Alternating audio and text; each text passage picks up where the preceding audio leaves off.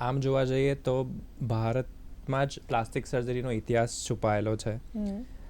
તમે સુશ્રુતાનું નામ સાંભળ્યું હશે કે જેમણે 600 ઈસવીસન પૂર્વે સૌથી પહેલાં નોઝ સર્જરી કરી હતી.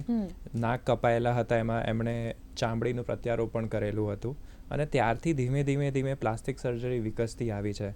પ્લાસ્ટિક સર્જરી વિકસી અને જેમ વર્લ્ડ વોર 1 વર્લ્ડ વોર 2 આવી એ વખતે સર હેરોલ્ડ ગિલિસે બહુ બધા જખમ સૈનિકોના ફેસને પાછા પુનઃ બનાવ્યા. તો એક રીતે જોવા જઈએ તો ભારતમાં પ્લાસ્ટિક સર્જરીનો ઇતિહાસ છુપાયેલો છે.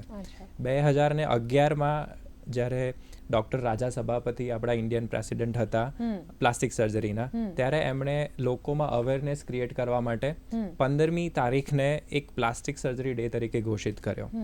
હવે એમના યોગદાનથી ધીમે લોકોમાં અવેરનેસ આવી અને 2022માં ડૉક્ટર રાકેશ ખજાનચીએ એવું પ્રસ્તાવ મૂક્યો વર્લ્ડ પ્લાસ્ટિક સર્જરી એસોસિએશન આગળ કે આ દિવસને આપણે પ્લાસ્ટિક સર્જરી ડે તરીકે ઉજવીએ.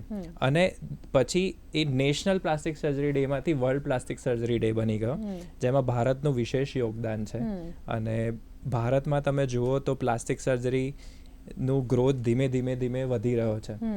એટલા માટે આ 15મી તારીખને પ્લાસ્ટિક સર્જરી ડે તરીકે ઉજવવાનો ફાયદો એ છે કે બધા એક પ્લેટફોર્મ પર આખું દુનિયા આવે અને લોકોમાં અવેરનેસ ક્રિએટ થાય પ્લાસ્ટિક સર્જરી ડે માટે.